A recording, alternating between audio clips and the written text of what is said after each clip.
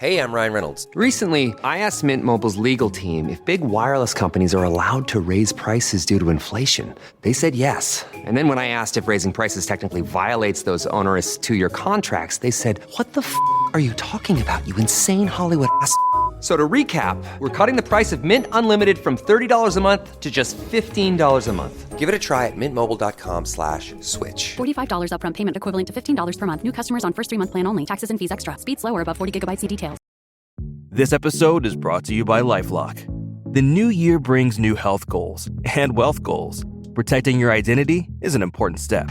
Lifelock monitors millions of data points per second. If your identity is stolen, Lifelock's restoration specialist will fix it, guaranteed or your money back. Resolve to make identity health and wealth part of your New Year's goals with LifeLock. Save up to 40% your first year. Visit LifeLock.com/podcast. Terms apply.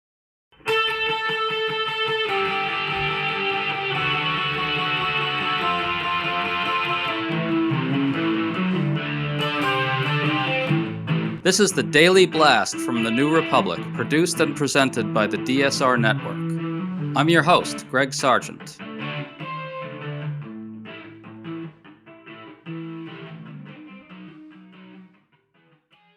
On Wednesday night, a passenger jet collided with a military helicopter over Washington, D.C., leaving no survivors. On Thursday, President Donald Trump went before the cameras and blamed Democrats, diversity, equity, and inclusion training, and many other things for the disaster, and seethed with anger at reporters who dared to ask tough questions about his claims. We don't yet know what caused this crash, but Trump's rush to judgment is already demonstrating how he will conduct this presidency. He's going to lead with far-right obsessions and tropes at some of the most critical and sensitive moments. Trump's anger here was telling. It visibly infuriated him when his efforts to push those obsessions and tropes were subjected to even minimal questioning. Today we're talking about all this with Juliette Kayyem, a former senior Department of Homeland Security official during the Obama administration, who has a new piece for The Atlantic looking at conditions that might have led to the crash. Juliette, thanks for coming on. Thanks for having me on. So this jet had 64 people on board. And crashed into the Potomac River after colliding with a military helicopter at around 9 p.m. on Wednesday night. The helicopter appeared to be on a training flight. Juliette, can you sum up what we know so far about why the crash happened? Yes, and we don't, the why is still being reviewed. Obviously, it's just been a few hours. On the basic facts, the American Airlines regional plane collided with an Army helicopter. Conditions were clear, as we know. The passenger jet from Wichita, Kansas, was just about to arrive at Ronald Reagan Washington National Airport. One in a succession of airliners landing about 2 minutes apart, and that's not abnormal for National Airport. The Black Hawk was on a very typical training mission from Virginia's Fort Belvoir. And we had been told, and I think the basic sense is both of them were on standard flight patterns, well known for the D.C. area. And I'm just quoting Transportation Secretary Duffy. This was not unusual. I think that, and that's why the investigation has to determine what in fact happened. And so Trump immediately goes out there at a time when we really just don't know a whole lot, and blame Democrats and DEI for the crash. Listen to what Trump said on Thursday. And Biden took over. He changed them back to lower than ever before. I put safety first. Obama, Biden, and the Democrats put policy first. And they put politics at a level that nobody's ever seen, because this was the lowest level. Their policy was horrible, and their politics was even worse. Juliette, can you give us an overview of what Trump thinks he's talking about there? What actually happened over the last few administrations with the FAA? There's been a consistent effort by the FAA, and other government agencies to diversify their hiring. This is the criticism of DEI. I want to make clear that the FAA isn't just a bunch of pilots. There's assistants and custodians and all sorts of other employees. That effort to open the lens to diversify hiring. It was not illegal or atypical. And that effort by the FAA has been consistent through various administrations and including Trump's, but he needed to latch on in the sort of unsophisticated nature of how he deals with complexity. Is most of us in the field are looking at this saying, we have a normal thing, right? Lots of traffic, that's normal. Weather was normal. No suspicion of anything weird. And then a tragedy. What's the why?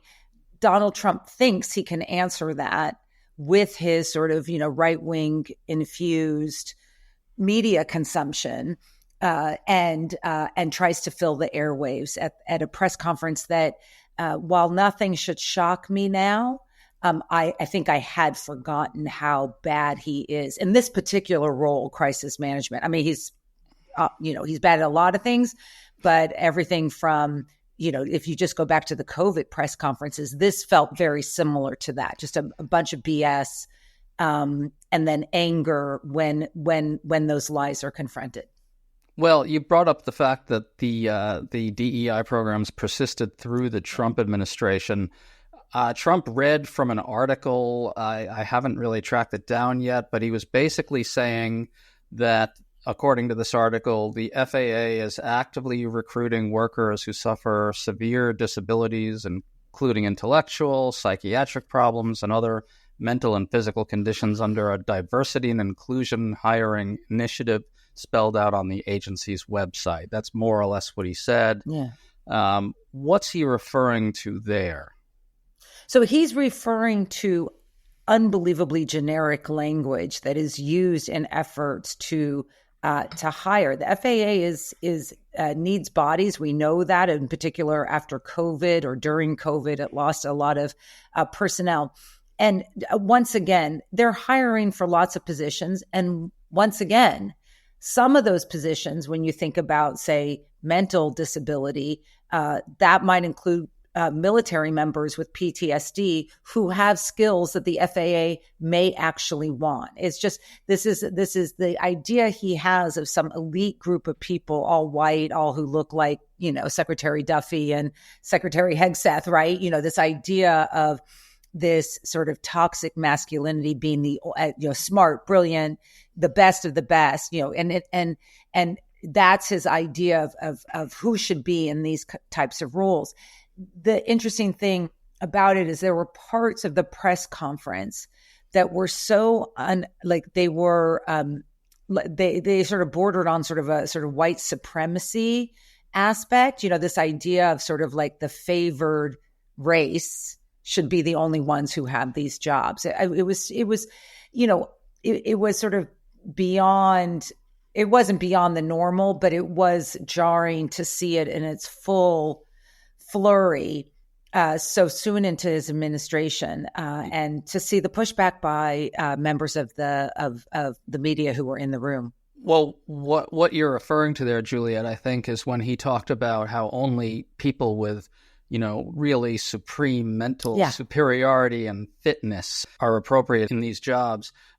So there, you have this really kind of weird language creeping in that I think he probably absorbed from right-wing media as well. Your thoughts on that? Yeah, I think the language itself is very telling about how Trump perceives fitness. And it gets to this idea of sort of, righteous species. This gets to the idea that you see, because you and I both follow it, the sort of right-wing blogosphere and social media, this idea we have to have more babies, the Elon Musk, the sort of the depopulation of whites, and all of that gets played out with, the sort of bells and whistles that Trump was giving it today in its full fury. I want to just add two things to this. One is it takes a certain kind of person to view their role as president of the United States in that moment as one in which blame should ever come into it. He could have had the easiest press conference in the world. Sympathy, two things. sympathy, and all the resources of the government are going to go to figuring this out and to making sure that the American public has confidence in our aviation system. Look, I could have done it. I'm not even president of the United States. All the questions should have gone to Secretary Duffy. He can answer those. Then we're done. The problem is, even when all of us were sleeping through some of this last night, Trump is already posting about the DEI and blaming Biden. The second is, I do write and work in the field of disaster and crisis management. So I know a lot about crisis leadership. The anger is a reflection of his fear. I'm not defending him, but there's all sorts of metrics to determine whether Donald Trump actually has the mental ability to be president of the United States. Some people wonder whether, intellectually he's as strong as he used to be. But I don't know. I can't answer that question. What I can answer is, having studied crisis leadership for a long time, that the anger is a reflection of the fear that he has in this role. And I think we saw that during COVID as well. Yeah, I think what's going on here is that he is sort of lashing out in a preemptive way. He knows he has no friggin' business being up there. He doesn't know what he's talking about. And he suspects that the people in the room, probably rightly, are going to see right through his BS very quickly and realize that he's utterly out of his depth and unqualified. And so he lashes out. It's all got this kind of social Darwinist tinge to it. He sort of lumps himself in with a superior species of some, amorphous type that who the hell knows exactly what he means. But I do think that there's a deep racial component to it on some level. He's also asked at one point what evidence he has that DEI hires were to blame. And he said, quote, "It just could have been." I mean, this is just really sloppy shit.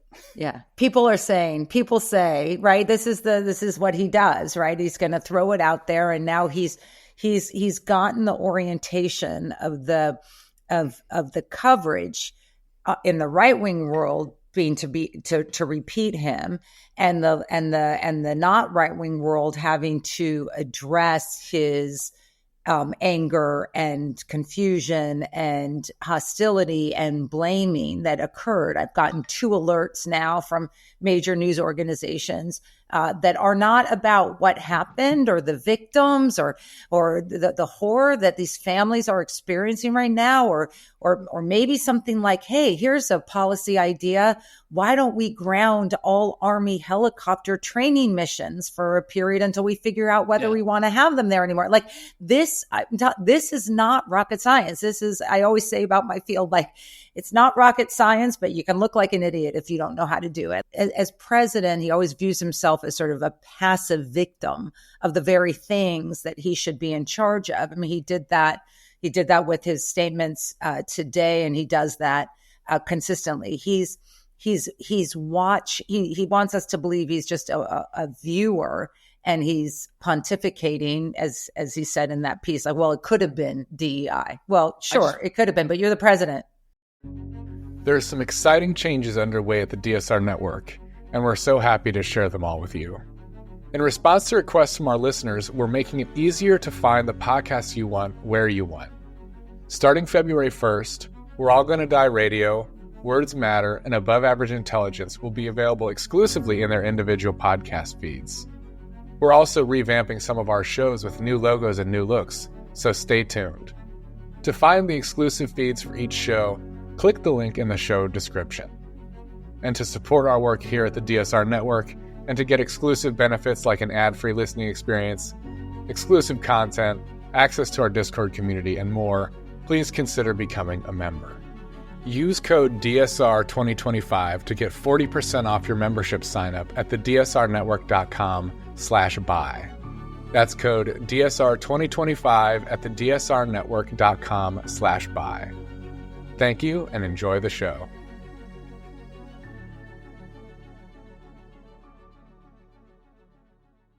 I just want to clarify one point that came up a little earlier. When he talked about all these different people who are somehow polluting the employment pool at the FAA, who are inferior and whatever, those programs don't necessarily really refer to the people who are making the moment-to-moment decisions that affect moments like this, right? I mean, that seems to me to be key. Can you explain that? Yes. Look, there's only 3 places where the error could have occurred, especially since we know that the circumstances were pretty normal. It is the pilot of the airplane, the pilot of the helicopter, where there's a lot of focus on what was going on, or something happened in the air traffic control room. We have audio of the air traffic control room. It does not appear that there anything like someone wasn't, the helicopter pilot was notified of a visual concern. In other words, he needed visual on an airplane. He says he has it. We don't know if he's looking at the right plane. So it could be, in terms of miscommunication, the air traffic controller could have been more specific about which plane, or the helicopter pilot misunderstood it. So that has nothing to do with any of the hirings that the FAA was looking at, because in particular, all 3 of those positions, let's just aim at, there were only 3 people who were in charge of that time. All have to go through a training and standards process that are not, diversity based, right? To be a pilot of a helicopter, you still got to know how to fly a helicopter. I think, just given reading the tea leaves, and I want to be careful here because my piece in The Atlantic also talks about systemic challenges with our aviation system. But I think, given the focus on the helicopter pilot, that we will be learning more about, what in fact did he think he saw, or was he looking at the wrong airplane? Lots of airplanes, lots of military testing going on. We don't even know if he was new. Was this a retesting? Was this a retraining? We don't know any of this. So Pete Buttigieg, who was transportation secretary under Biden, hit back at Trump for blaming his predecessors. Buttigieg said, quote, "One of his first acts was to fire and suspend some of the key personnel who helped keep our skies safe." We also know that the FAA administrator resigned recently after Elon Musk demanded that he leave because Musk was angry over how the FAA treated his SpaceX. What do we really know about all these claims here? So they're all accurate, and so cabinet secretaries are often, that to me doesn't seem, that's not a firing. You get a new cabinet secretary. The administrator of the TSA and the head of the Coast Guard on the response side, although unfortunately there wasn't much of a response, everyone perished, were both fired on day one, essentially, at day 1 or day 2 of the new administration. So you don't have leadership. It's sort of both your aviation and your response. So those are 2 key parts of this as well. Over at the FAA, you have a term appointed FAA head. That means the expectation, as we've had understood the FBI to be, but apparently that's no longer true anymore, is that the appointment, once Senate confirmed, lasts for 5 years. Elon Musk goes on a rampage in December about an investigation or an inquiry regarding SpaceX and whether it needed to pay a fine based on some of its activities that were in violation of the safety and security of our airspace. I mean, the private space industry is also creating more density in our skies. Elon Musk says he needs to go, and he tenders his resignation on day 1. So there's no head of the FAA, or there was at the moment that this happened. So, Juliet, is it fair game to point out that this happened after those really recent, occurrences? And is it fair game to say, well, Trump keeps telling us he's going to cut the living heck out of the deep state and the government, and he's going to sack the civil service if it isn't loyal to him? Yeah. I mean, he has a certain attitude towards the quote unquote deep state, by which we mean the professionalized civil service, that really is, I think, revealed to be pretty impoverished by an event like this. Is that all fair? That is fair. I mean, I think honestly, that's why Pete Buttigieg, only out of government for 8 days, sort of came forward so strong. Is there are people who commit their lives to serving the public, who are just being thrown under the bus left and right. He did this just a week ago with FEMA. Remember? I mean, he said, I'm going to abolish FEMA because he hears some complaint. Well, everyone in a disaster, everyone complains. Like, that's like not new. So I think that it is fair game in terms of the choices that Trump has made about how he's going to lead this administration and this country into the future. I think and why I think it's fair is it's incumbent. I don't even want to say Democrats. It's just incumbent on people who understand the meaning of government in people's lives to tell that story.